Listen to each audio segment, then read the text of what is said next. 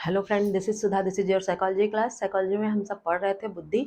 हमारा बुद्धि का टॉपिक चल रहा था। बुद्धि के अर्थ, बुद्धि की प्रकृति और बुद्धि की विशेषताएं आदि के बारे में हम पढ़ चुके हैं। बुद्धि के प्रकार भी पढ़ चुके हैं।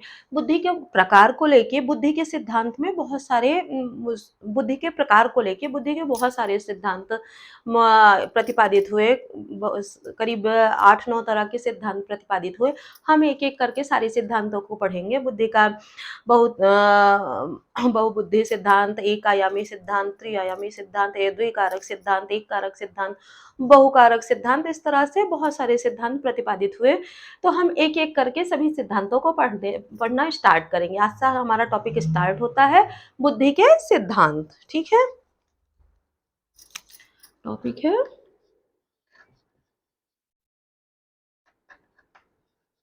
बुद्धि के सिद्धांत। ठीक है,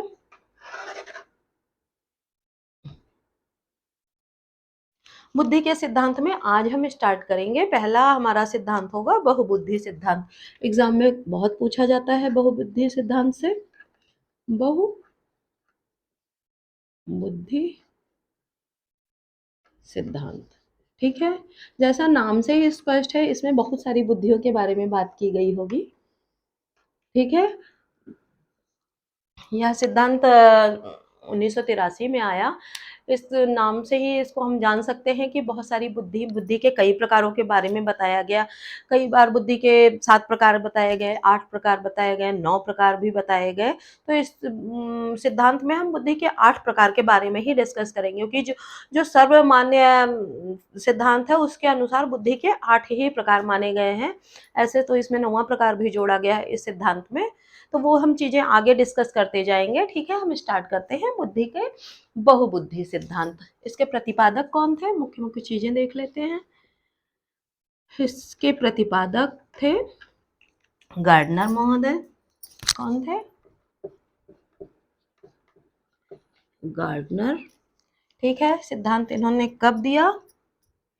1983 में। कई जगह आपको 1986 भी लिखा मिल जाएगा, लेकिन जो सर्वमान्य तथ्य माना जाता है वो 1983 माना जाता है। ठीक है, और इस सिद्धांत को जब इन्होंने प्रतिपादित किया, उसका बेस क्या था? इनकी एक पुस्तक आई थी, इन्होंने एक बुक लिखी थी।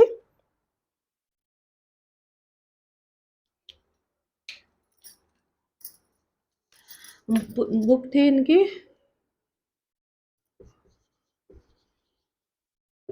बुक, इनके कौन से?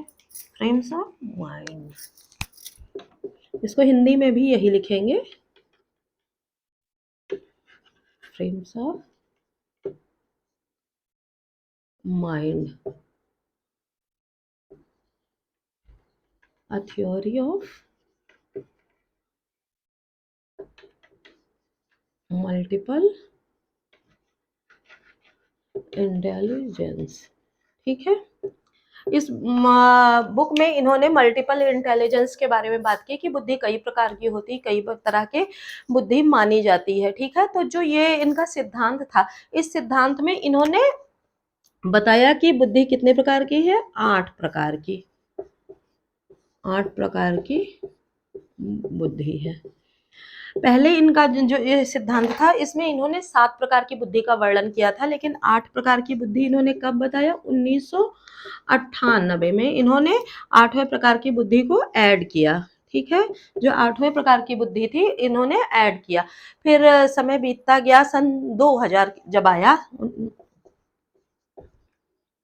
2000 में इन्होंने 9वें प्रकार की बुद्धि, 9वें प्रकार की बुद्धि, कौन सी बुद्धि है? आध्यात्मिक बुद्धि। आध्यात्मिक बुद्धि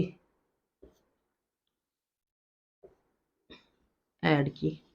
ठीक है, लेकिन जब हम इनके सिद्धांत का वर्णन करते हैं तो 8 प्रकार की बुद्धि का ही वर्णन करते हैं, क्योंकि इनका कहना था इनका कहना नहीं था, जब मतलब जो सर्वमान्य बुद्धि के प्रकार हैं वो 8 प्रकार ही बताए जाते हैं, और 9वें प्रकार की बुद्धि एडिशन तक शामिल भी नहीं हुई थी, या जितने भी एनसीईआरटी के क्वेश्चन आते हैं वो 8 प्रकार की बुद्धि के बारे में ही आते हैं, क्योंकि एनसीईआरटी में इनकी 9वें प्रकार की बुद्धि ऐड नहीं हुई थी। तो जब हमसे बुद्धि के प्रकार गार्डनर की बुद्धि के प्रकार के बारे में बात की जाएगी तो हम 8 प्रकार के ही बात करेंगे। हाँ, अगर क्वेश्चन आ जाता है कि 9वां प्रकार कौन-सा है, तो 9वां प्रकार इनका आध्यात्मिक बुद्धि है, वो आप लोग नोट डाउन कर लीजिएगा। ठीक है? इसके बारे में, इसके अलावा उन्होंने क्या बातें कही थी, बहुप्रकार की बुद्धि क्या मानी थी, उसको हम डिस्कस करेंगे। होपफुली आपने नोट डाउन कर लिया होगा, नोट ज़रूर बनाते रहिए। बुद्धि के सिद्धांत बहुत इंपॉर्टेंट है, एग्ज़ाम में हमेशा इससे क्वेश्चन आते हैं। टीचिंग रिलेटेड जो भी एग्ज़ाम होते हैं उसमें इससे क्वेश्चन बनते ही बनते हैं। ठीक है? जो ये मल्टीपल थ्योरी इनकी थी, बहुबुद्धि सिद्धांत था, इसमें गार्डनर का कहना था कि लोग कई तरीके से सीख सकते हैं। ठीक है? सीखने का तरीका एक तरह का नहीं हो सकता, कई तरह के हो सकते हैं। बुद्धि कई तरह की होती है, उनका मानना था कि बुद्धि एक तरह की नहीं होती, कई तरह की होती है। तो कोई व्यक्ति लिख कर सीख सकता है, कोई व्यक्ति करके सीख सकता है, कोई व्यक्ति बोल के सीख सकता है, कोई व्यक्ति देख के सीख सकता है।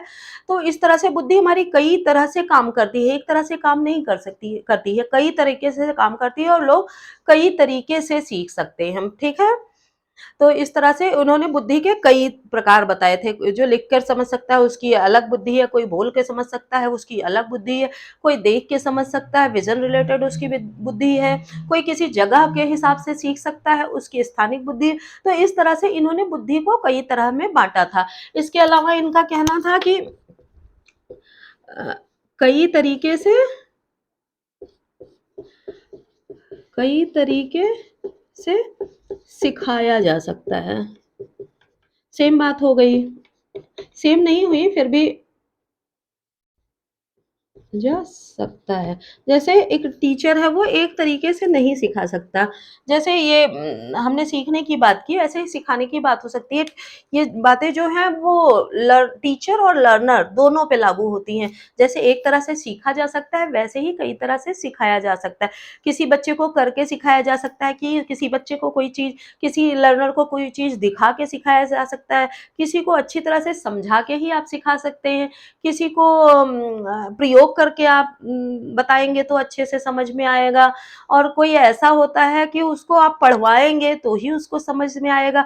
कई को ऐसे हैं जो विभिन्न प्रकार की भाषाओं का यूज़ करके आप बताएँगे तो वो अच्छे से समझेगा।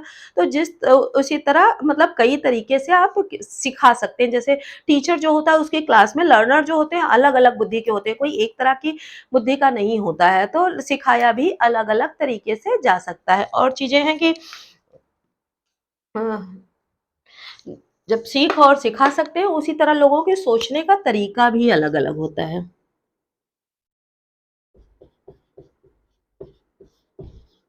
लोगों की सोच का तरीका भी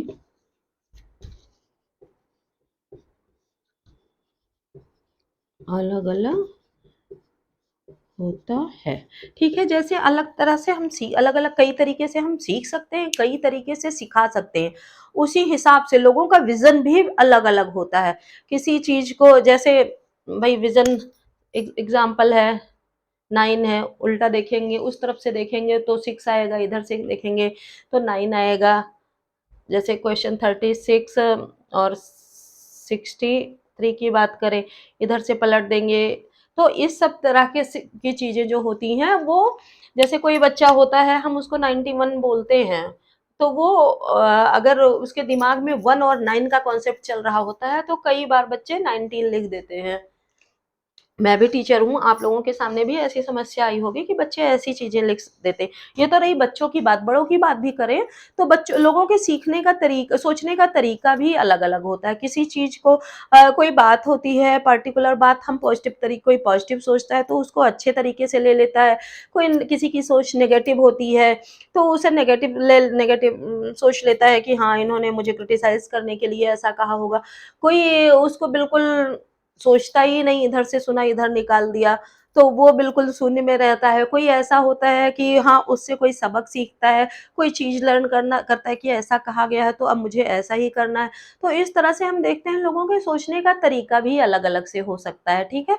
तो जब गार्डनर का ये कहना था कि अलग-अलग तरीके से सीख सकते हैं, अलग-अलग तरीके से सिखा सकते हैं, लोगों का नज़रिया भी या सोच का तरीका भी अलग-अलग हो सकता है, तो इसी के आधार पर उन्होंने बुद्धि को कई भागों में बाँटा था। कई भाग जो है मतलब 8 भागों का वर्णन हम करेंगे। 8 भाग ही एग्ज़ाम में मोस्टली पूछे जाते हैं, तो वो 8 तरह से जो बुद्धि है 8 तरह की उसके बारे में हम डिस्कस करते हैं।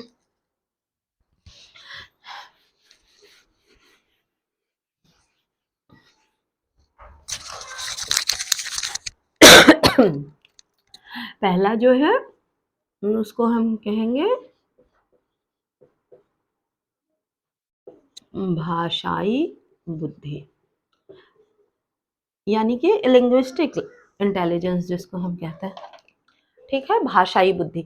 भाषा को लेके हाँ, जो बुद्धि जिस तरह में होती है, भाषा भाषा लिखने, समझने, बोलने,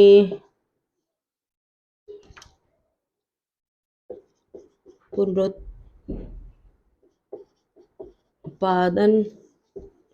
करने आदि की विशेष क्षमता। ठीक है, क्षमता तो देखिए सब में होती है, जिसमें विशेष क्षमता होती है, उस तरह की बुद्धि वाले व्यक्ति को भाषाई बुद्धि कहा जाता है। जैसे हम कह लेते हैं कि जो अपनी भाषा को अच्छे तरीके से प्रकट करता है, चाहे वो समाचार बोलने वाला हो, कोई नेता हो, जिसमें अपने विचार प्रकट करने की क्षमता हो, लिखने की क्षमता जिसमें बहुत अच्छी हो, जैसे चेतन भगत को ले सकते हैं, या कोई बहुत बड़ा लेखक हो, मुंशी प्रेमचंद्र जी थे, उनमें लिखने की क्षमता बहुत ज़्यादा थी। किसी हम पत्रकार को जर्नलिस्ट को ले सकते हैं, जैसे अंजना ओम कश्यप जी को ले लीजिए, चित्रा जी को लीजिए, श्वेता जी को ले लीजिए, आप संदीप माहेश्वरी जी को ले लीजिए, जिसमें विचारों को प्रकट करने की क्षमता ज़्यादा होती। जो अच्छे स्पीकर होते हैं, हमारे मोदी जी को ले लीजिए, विवेकानंद जी को ले लीजिए, या आप किसी अच्छे वक्ता की और भी बात कर लेते हैं। कोई भी वक्ता हो सकता है, XYZ, मैं नाम किसका-किसका लूँ, कुछ एग्ज़ाम्पल आप भी लाइए, ठीक है? या जिसका वाद-विवाद में इंटरेस्ट हो, लेखन में इंटरेस्ट हो, और अपनी किसी चीज़ों के बारे में डिस्कशन करने में इंटरेस्ट हो, वो लोग इन भाषाई बुद्धि में आते हैं, ठीक है? तो ऐसे लोग क्या होते हैं?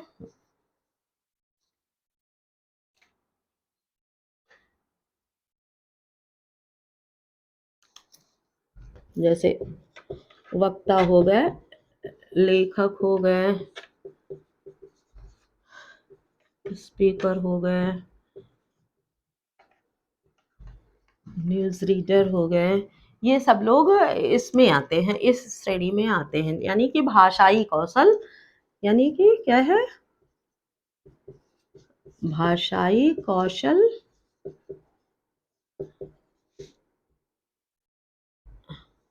या भाषा यूज़ करने की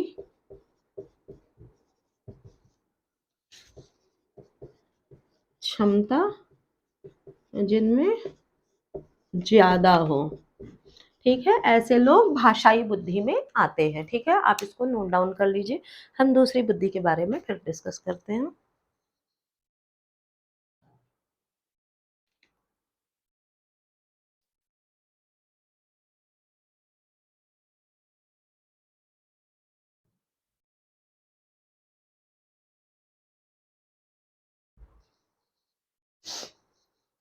इसको रब करती हूँ।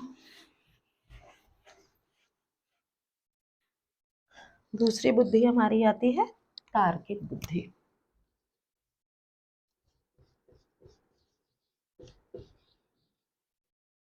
तार्किक बुद्धि देखिए नाम में ही इसका एक्सप्लेनेशन आ रहा है।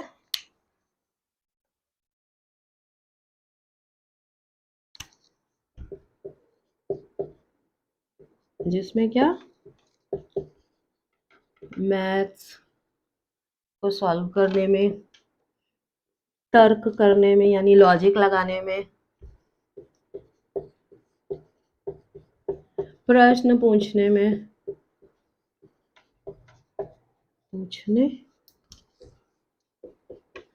आदि से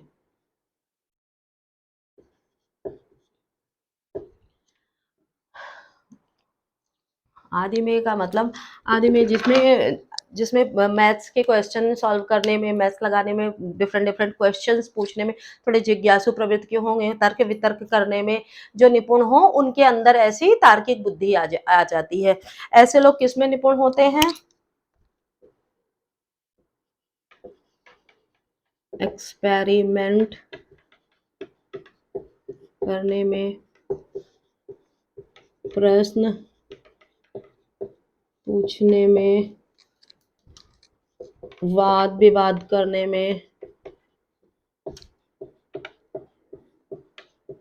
में आदि।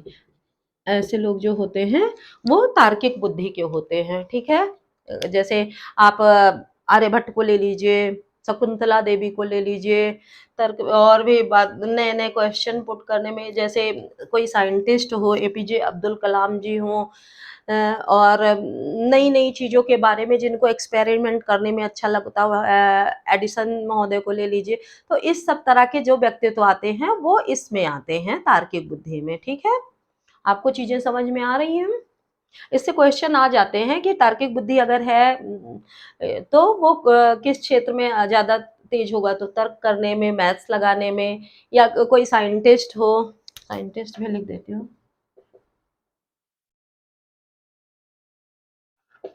साइंटिस्ट भी इसमें आ जाते हैं। ठीक है,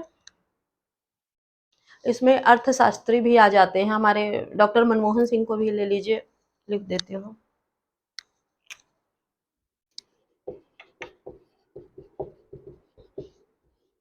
तो इनसे रिलेटेड जो पर्सनालिटी हो उनका आप नाम लिख दीजिएगा। नाम लिखाने की जरूरत नहीं, बहुत सारे ऐसे एग्जाम्पल्स आपको मिल जाएंगे अपनी ही सोसाइटी में। ठीक है,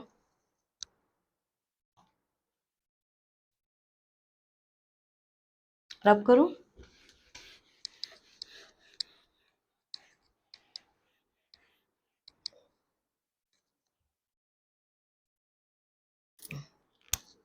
तीसरी बुद्धि हमारी आती है स्थानिक बुद्धि। क्या है? स्थानिक बुद्धि। ठीक है, स्थानिक इसका भी नाम से स्पष्ट है, जो जगह से रिलेटेड बुद्धि हो, यानी कि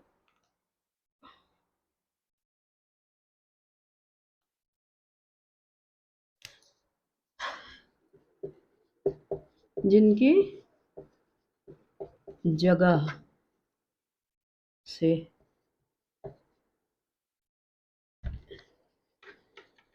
रिलेटेड, जैसे किसी इमेज से,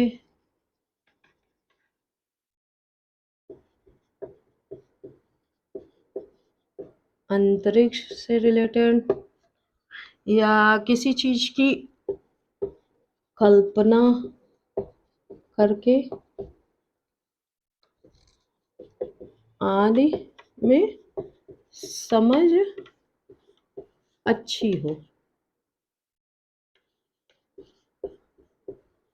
हो, ठीक है, किसी जगह, किसी स्थान विशेष को लेके कोई कल्पना कर सके।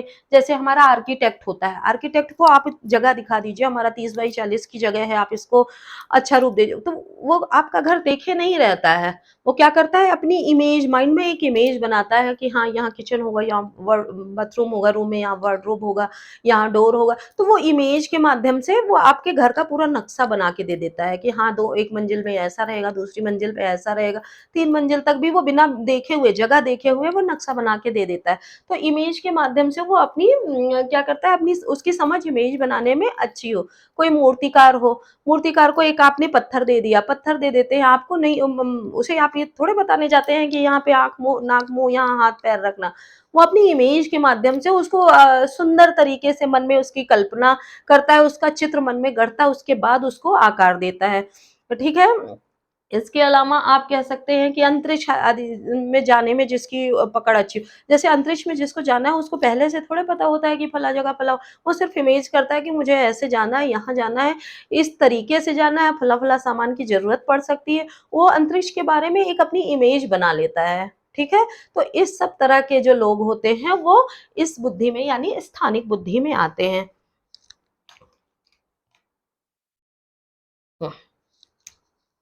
यानी जिसकी मानसिक या वह कह सकते हैं काल्पनिक क्षमता उच्च हो, ठीक है? मानसिक या जो मन में ज़्यादा सोच सकता है, जो कल्पनाएँ अच्छी-अच्छी कर सकता है, ठीक है? जैसे हम देख लेते हैं, जैसे बाइक चलाने का ही ले लें, लड़के बाइक लेके चलते हैं, तो बाइक में उनको ये पता होता है कि वो टेढ़ी-मेढ़ी ज़िग-ज़ैग करके भी बाइक चला रहे होते हैं। उनको ये पता होता है, स्थान की समझ उनको होती है कि उनकी बैलेंसिंग की और उनके स्थान को लेके उनकी समझ और पकड़ दोनों अच्छी होती है कि इधर करूँगा तो बाइक गिरेगी नहीं, इधर करूँगा तो बाइक गिरे नहीं। कंपैरेटिवली जो लोग जिनकी समझ बहुत अच्छी नहीं होती है, वो सीधे चलाने में भी गिर जाते हैं। ठीक है? तो इस तरह से हम ये देखते हैं, जिनके स्थान के समझ में या किसी पर्टिकुलर जगह विशेष किसी चीज़ की कल्पना आदि करने की क्षमता अच्छी हो, वो लोग स्थानिक बुद्धि में आते हैं। ठीक है?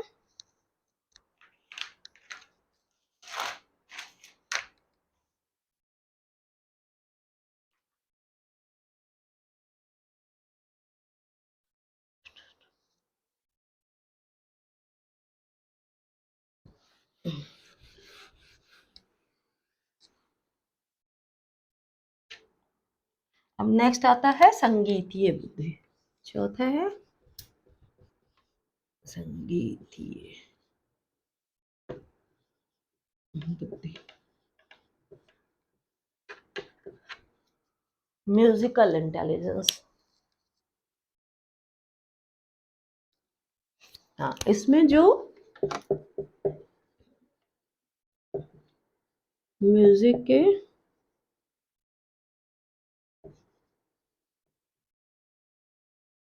रिदम और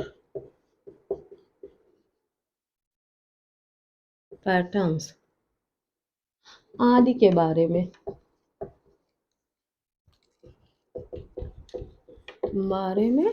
थोड़े सेंसिटिव हो, कह सकते हैं।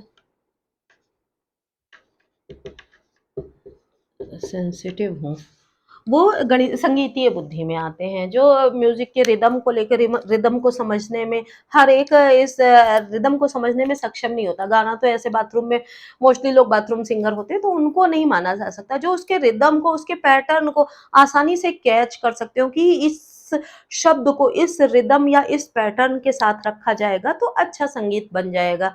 तो ऐसे लोग इस बुद्धि में रखे जाते हैं। जैसे लता मंगेशकर जी इसका उदाहरण है।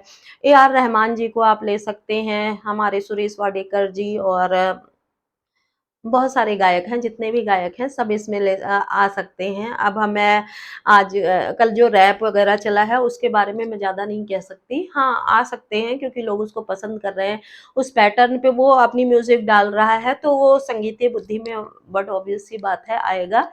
तो इसमें ऐसे लोग रह सकते हैं। इसके उदाहरण हम आप ऐसे, यानी क्या होता है कि उनके पैटर्न, और मेन है म्यूज़िक के पैटर्न और रिदम पे उनकी पकड़ अच्छी हो।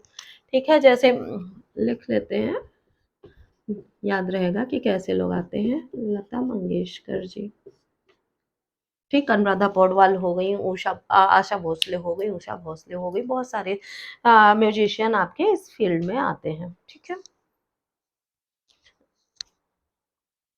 एक नेक्स्ट इसी में लिख लेती हूँ, पांचवा क्या है, गतिक बुद्धि।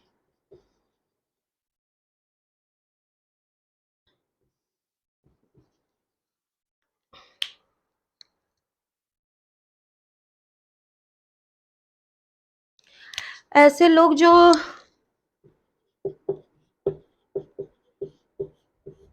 शरीर के संपूर्ण या कुछ भाग को अच्छा यूज कर लेते हैं। गतिक बुद्धि में कौन कौन से लोग आते हैं? जो लोग अपने शरीर के पूरे भाग को, जैसे जिम्नास्ट हो गया, जिम्नास्ट अपनी बॉडी को किसी भी तरह मोड़ लेता है, किसी भी तरह वो आप अपनी बॉडी का मूवमेंट कर लेता है। हम आप नहीं कर सकते, सभी लोग नहीं कर सकते, जिम्नास्ट कर सकता है। या कोई खिलाड़ी होता है, कलाइयों का अच्छा प्रयोग करता है बैट के लिए, बैडमिंटन खिलाड़ी होता है, वो हैंड मूविंग अच्छे से कर लेता है, बॉडी में उसके मूवमेंट ज़्यादा होता है, फ्लेक्सिबिलिटी ज़्यादा होती है। या कह सकते हैं कि कोई ऐसा व्यक्ति होता है, एथलीट होता है, वो अपने पैरों को अच्छे से चला सकता है, उसकी पैरों में ज़्यादा मूवमेंट होता है। डिस्कस थ्रो वाला हाथों में और शोल्डर में उसके ज़्यादा मूवमेंट होता है, तो बहुत तेज़ी से वो डिस्कस थ्रो कर सकता है या जेवलिन थ्रो कर सकता है। तो इस तरह से शरीर के कुछ भाग या संपूर्ण भाग को जो अच्छे से मूवमेंट कर लेता हो, उसमें गतिक ऊर्जा पाई जाती है। सॉरी, गतिक ऊर्जा की मैं बात कर रही हूँ, गतिक बुद्धि पाई जाती है, बॉडली इंटेलिजेंस उसको आप बोलते हैं। ठीक है, इसमें कैसे लोग आ सकते हैं, जैसे जिम्नास्ट मैंने आपको बताया ही,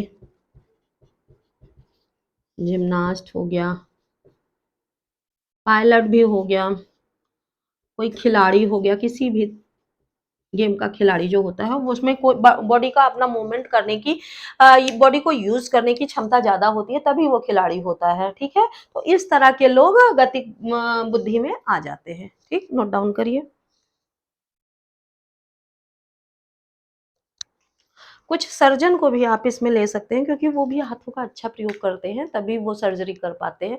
कुछ सर्जन को भी हम इसमें ऐड कर सकते हैं। ठीक है, अगर एग्जाम में सर्जन आएगा तो आप गतिक बुद्धि में ही लिखेंगे। ठीक, वो हाथों का प्रयोग करता है ज्यादा। मैं इसको रब करती हूँ।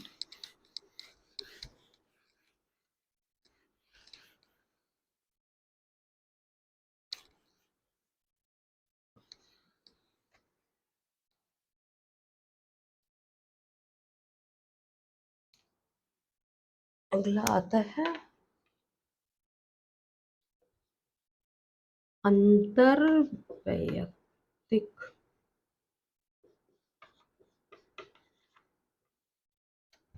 वैयक्तिक बुद्धि। अंतर वैयक्तिक यानी एक दूसरे में किसी एक दूसरे के साथ तीसरे का इंटरफेरेंस जो होता है, यानी कि जो दूसरे के व्यवहार को देखकर ही समझ जाए। ठीक है, ऐसे लोगों की बुद्धि जो दूसरे के व्यवहार को देखकर ही समझ जाता है कि हाँ, उसको उसकी कैसी मानसिकता है, वो कैसी चीजें कर सकता है, उस मतलब जिसका दूसरे के मामले में इंटरफेरेंस ज्यादा हो या जल्दी हो जाए, वो सामने वाले का व्यवहार जल्दी ही समझ जाए। इसमें शिक्षक देख लीजिए, सबसे पहले आता है। शिक्षक को ये पता होता है कि हाँ, बच्चे को कैसे समझना। शिक्षक में ऐसी बुद्धि होनी ही चाहिए, उसे हर स्टूडेंट के बारे में पता होना चाहिए कि ये बच्चा किस तरीके से मैं सिखाऊंगा या सिखाऊंगी तो सीखेगा। ठीक है, जो सामने वाले के व्यवहार को देख के ही उसके बारे में समझ जाए, उसके बारे में ही उसके अनुसार व्यवहार करने लगे, ऐसे लोग अंतर्वैयक्तिक बुद्धि में आते हैं। ठीक है, इस जिसमें आप ये कह सकते हैं कि एक समाज सेवक भी हो सकते हैं, हमारे धर्म गुरु भी हो सकते हैं। समाज सेवकों को ये पता होता है कि कौन से लोगों के साथ कैसी हमको कैसी ज़रूरत है उन लोगों को, किस तरह की ज़रूरत को हम पूरा कर सकते हैं लोगों की। तो समाज सेवक इसमें सबसे पहले आते हैं, क्या आते हैं?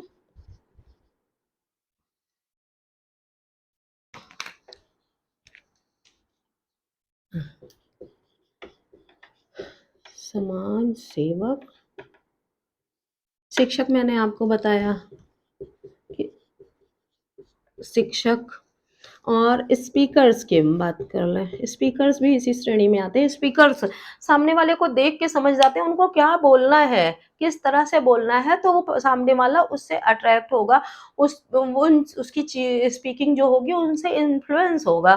तो स्पीकर्स इस श्रेणी में इसीलिए आते हैं क्योंकि उनको सामने वाले के हिसाब से ही बोलना होता है, ठीक है। मोटिवेशनल जो स्पीकर्स होते हैं वो भी इसी में आते हैं, ठीक है। एक अंतर वैयक्तिक के से मिलता-जुलता एक आता है, अंतःवैयक्तिक। देखिए नाम में नहीं कंफ्यूज होइएगा बहुत लोग। अंतर्वैयक्तिक, ये अंतःवैयक्तिक, ठीक है। अंतर्वैयक्तिक क्या है? दूसरों के व्यवहार को, और ये लोग खुद में अपने आप को के लिए अ, जो खुद के विचार, व्यवहार, प्रेरणा आदि से प्रभावित रहते हैं, ठीक है। ऐसे लोगों को दूसरे लोगों की ज़रूरत नहीं है, इनको इंट्रोवर्ट कहा जाता है। इनको ये खुद के ही विचार, खुद के ही व्यवहार, खुद की प्रेरणा में खोए रहते हैं। इन लोगों को दूसरे लोगों की ज़रूरत नहीं पड़ती। जैसे एक हम दर्शन शास्त्री को ले लेते हैं। दर्शन शास्त्री अपने ही व्यवहार को अब दूसरों से जोड़-तोड़ कर करके अपने में ही वो खोए रहते हैं। उनका विचार जो होता है खुद पे ही आधारित होता है। हर चीज़ को वो अपने पे लागू करके, अपने से ही समझ के वो चीज़ें सोचते रहते हैं या विचार प्रकट करते रहते हैं। तो दर्शन शास्त्री हो गया, दर्शन शास्त्री। ये काउंसलर कह लीजिए, हमारे जो काउंसलर होते हैं वो भी इसी श्रेणी में आते हैं। तीसरा आप कवि कह सकते हैं। कवि मन में कल्पनाएँ करता रहता है, सोचता रहता है और कविताएँ लिखता रहता है, खुद से ही प्रभावित होता रहता है, खुद से ही लाइन्स उसमें जोड़ता रहता है, अपनी लाइन में लाइन जोड़ता रहता है। इसी आदि इस सब तरह के लोग अ, अंतःवैयक्तिक बुद्धि में आ जाते हैं, ठीक है? नोट डाउन करिए आप।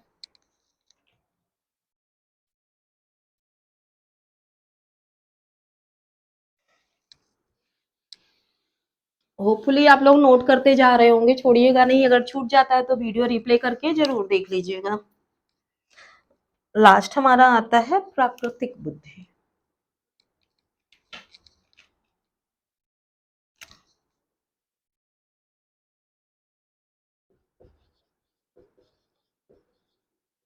प्राकृतिक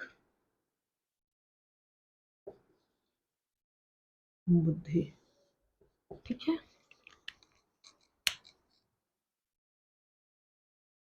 ऐसे लोग जो लोग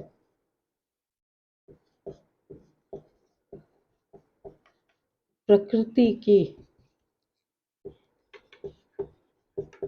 चीजों को लेकर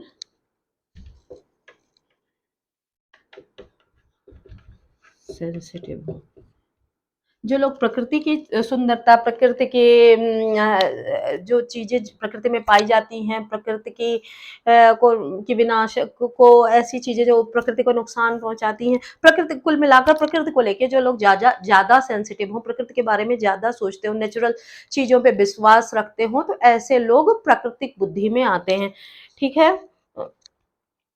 वो लोग प्रकृति को लेके बहुत ज़्यादा सेंसिटिव रहते हैं, प्रकृति को बचाना चाहते हैं, प्रकृति को नुकसान पहुँचाने वाली चीज़ों को देखते हैं, उनको हटाने के बारे में सोचते हैं, तो ऐसे लोग प्राकृतिक बुद्धि में आते हैं, ठीक है?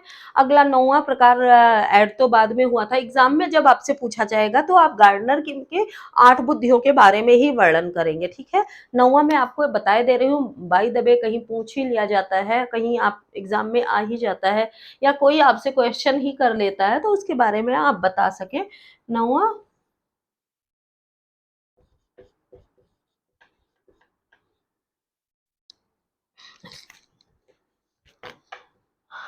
अस्तित्ववादी बुद्धि, ठीक है?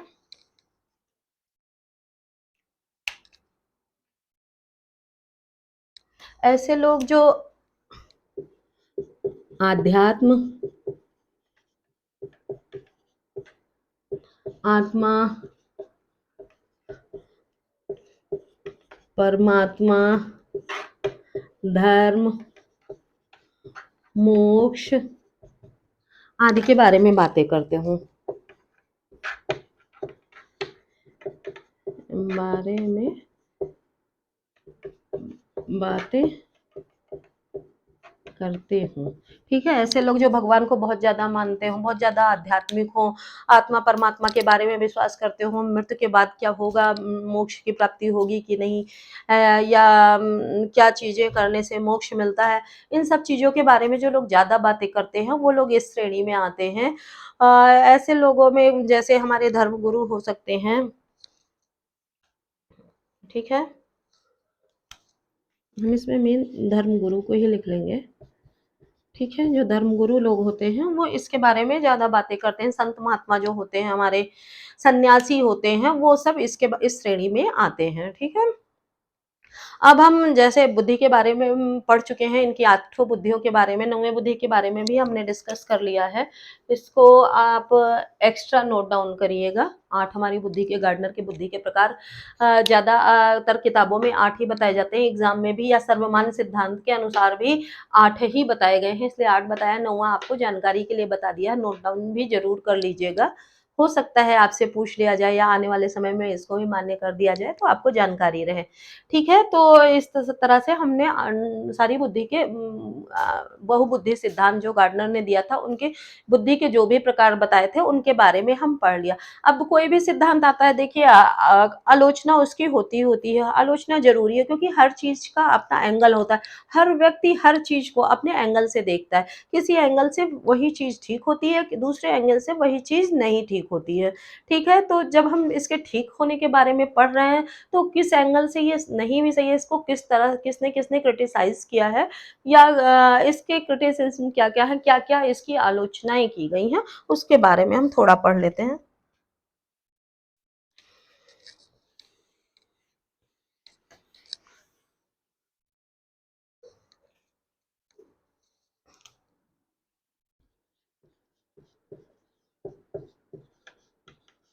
आलोचना।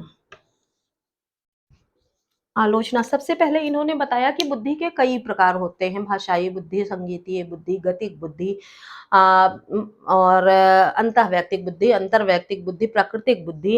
इन्होंने कई तरह की बुद्धि बताई, तो लोगों का कहना था कि बहुबुद्धि जो है, ये क्या है, बहुबुद्धि एक कॉमन सेंस है, ठीक है? या कई लोगों में, सॉरी, एक व्यक्ति में ये सारी बुद्धि पाई जा सकती है। ठीक है, कहना था कि ये जो अलग-अलग तरह की बुद्धियाँ बताई गई हैं, इस तरह का व्यक्ति ये हो सकता है, भाषाई बुद्धि का व्यक्ति ऐसा होगा, जो कवि होता है उसकी ऐसी बुद्धि होती है, डॉक्टर होता है उसकी फलाँ बुद्धि होती है, तार्किक बुद्धि अलग। ऐसा नहीं है, कुछ मनोवैज्ञानिकों का मानना था, ये तो कॉमन सेंस की बात है, एक ही व्यक्ति में भाषाई बुद्धि भी हो सकती है, वो गा भी सकता है अच्छा, वो अच्छा चित्र भी बना सकता है, वो अच्छा लिख भी सकता है, उसकी बॉडी मूवमेंट भी ज़्यादा अच्छा हो सकता है। ऐसा लोगों का कहना था कि ये सारी कॉमन चीज़ें हैं, ऐसा नहीं है कि ये अलग-अलग बुद्धि का अलग-अलग ही पर्सनैलिटी, एक ही पर्सनैलिटी में सारे तरह की बुद्धि पाई जा सकती है, ठीक है? और इसके अलावा ये क्या है, ये दूसरा इसका क्रिटिसाइज़ किया गया था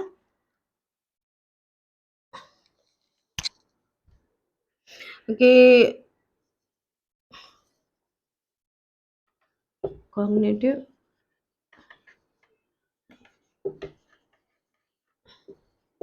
इसके अनुसार ये सिद्धांत जो है, ये थ्योरी वैलिडेट नहीं करती है। ठीक है? ये जो हमारे प्रैक्टिकल्स होते हैं उसमें ये क्या कर जाती है, लैग कर जाती है। ठीक है? ये पूरी तरह से मतलब ये वैध नहीं है, जो हमारे इसके हिसाब से जो न्यूरोसाइंस के जो कॉग्निटिव न्यूरोसाइंस है उसके हिसाब से ये वैध नहीं मानी जाती, वैध नहीं, अगर वैध नहीं है तो ये सिद्धांत अच्छा नहीं माना जा सकता है। किसी भी सिद्धांत को कॉग्निटिव न्यूरोसाइंस के न्यूरोसाइंस के हिसाब से उसको वैध होना ज़रूरी है, जबकि यह बुद्धि का यह सिद्धांत पूरी तरह से वैध नहीं है, ठीक है? ये सारे रिसर्चों को लैग करती है, इसके हिसाब से जो रिसर्च होते हैं इस